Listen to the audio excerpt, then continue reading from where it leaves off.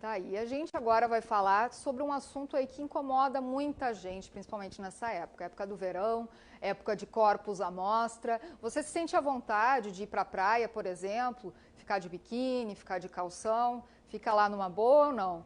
A gente vai falar sobre isso agora. Já estamos aqui com a psicóloga Cristina Wendt. Muito boa tarde, bem-vinda. Boa tarde, Lilian. É um prazer estar aqui. Novamente, né? Bem-vinda novamente. Obrigada. Realmente, esse é um tema que inquieta muito as pessoas nesta época do ano. E o que acaba acontecendo? A maioria se priva de momentos de prazer, de alegria na praia, em piscinas.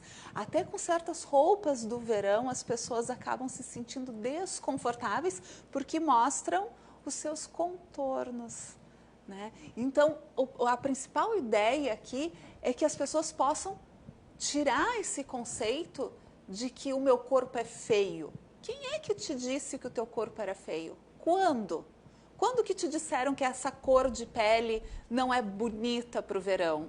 Ah, eu sou branquinha demais, então vou usar calças compridas. Ou, ah, não, eu estou muito gordinha, não posso botar um biquíni ainda, tenho que fazer uma dieta, né? Então, são pensamentos e ideias recorrentes e que acabam te privando de prazer e, o pior, te causando tristeza e muitas vezes te levando a culpar o teu corpo, a ter uma relação bem desagradável com o teu corpo. Pois é, tem gente que até fica inimiga do verão, né? Diz que odeia o verão, passa a odiar a estação, até quando ela está chegando já começa a reclamar, né?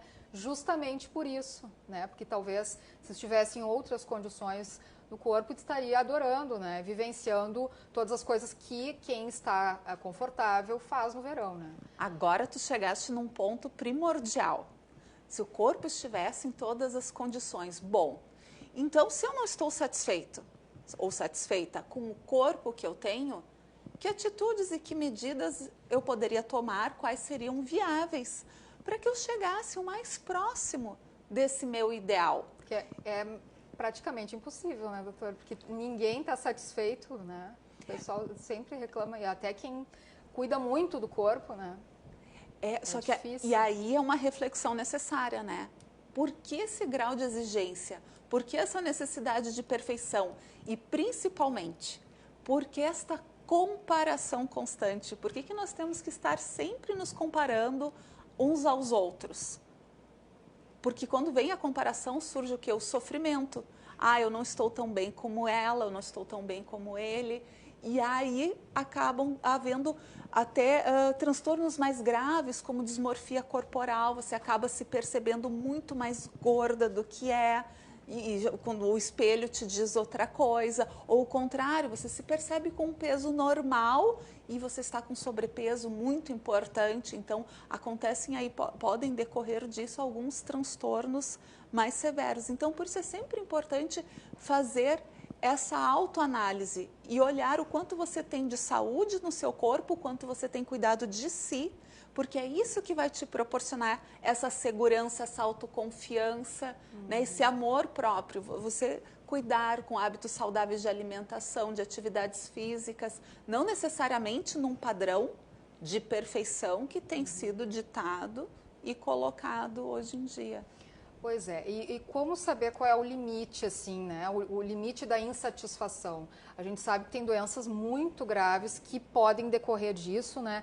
É possível que alguém, por exemplo, desenvolva uma bulimia ou desenvolva uma anorexia, por exemplo, que inicie, assim, de uma forma despretensiosa até e que pareça inofensiva, né? De uma pequena insatisfação vista como normal, né? Vamos pensar assim, primeiros sinais, tanto para as próprias pessoas como para os familiares, amigos. Quando a pessoa começa a se privar de algumas coisas, se privar de almoçar, jantar, se privar das refeições, ela começa a evitar, ah não, eu tenho um outro compromisso.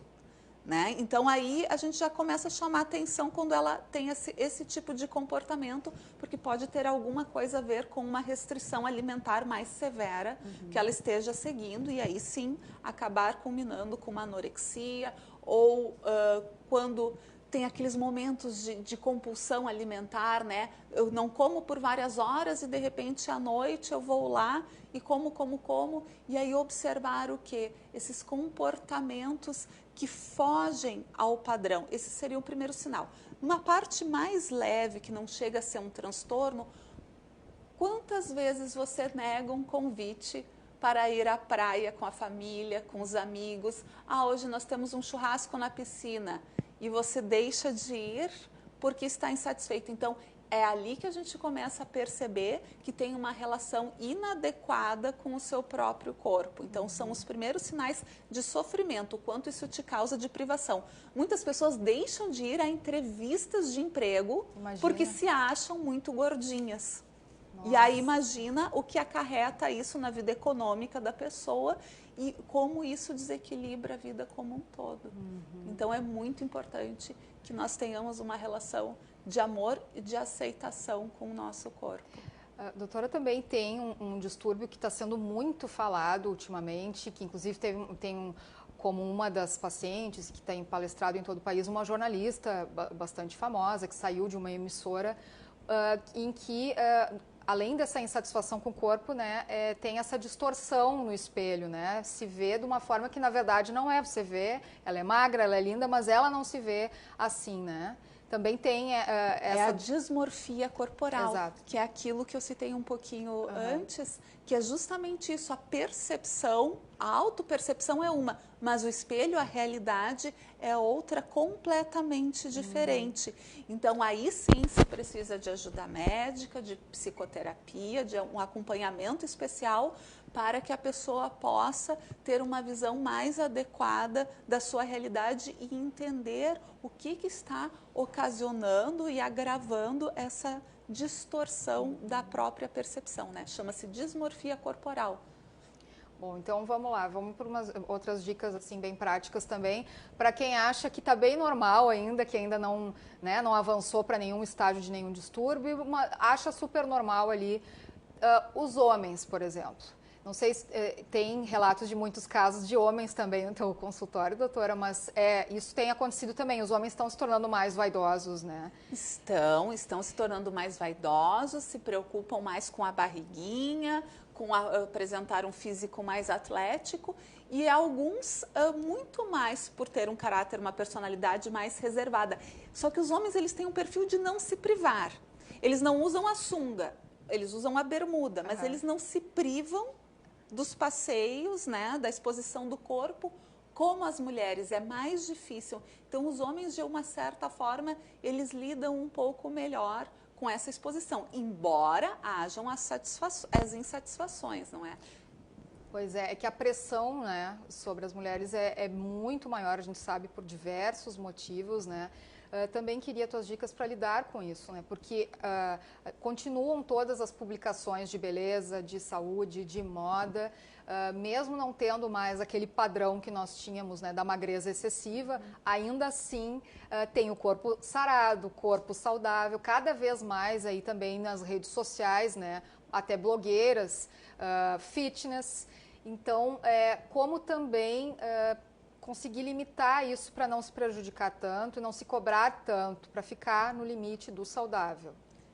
Falaste tudo, o limite do saudável, tudo aquilo que é excessivo, essa ideia excessiva, eu acordo às 5 da manhã, treino e faço, isso funciona para um perfil de pessoa, não é necessariamente o que vai funcionar para todos, porque o mais importante é o quê? Que essa atividade física, que esse cuidado com a alimentação, ele seja prazeroso, você se sinta satisfeito e que isso não seja um martírio, porque senão isso tem um tempo curtíssimo de duração e você vai incorrer novamente em velhos hábitos. Então, a ideia é o quê? Aceitar-se como você é hoje, tentar tomar medidas para melhorar aquilo que te causa insatisfação e tomar muito cuidado com os extremismos, com aquelas dietas absurdas. É assim, aonde você está querendo chegar com esse tipo de comportamento que muitas vezes é autodestrutivo, né? Nós temos pessoas que acabam desmaiando, enfim, por uma alimentação inadequada. Então, por favor, primeiro, aceitem-se como são, depois, tentem melhorar aquilo que for possível e o mundo é diverso. Se vocês olharem ao redor, quantas das pessoas que vocês convivem na prática têm, de fato, esse perfil perfeito? Então, parem de se comparar. Tá certo. Muito obrigada pela tua presença mais uma vez, doutora. Volte sempre aqui no programa. Obrigada. Rio Grande em Movimento fica por aqui. Voltamos amanhã ao meio-dia com mais notícias, informação para você. Um ótimo dia, até lá.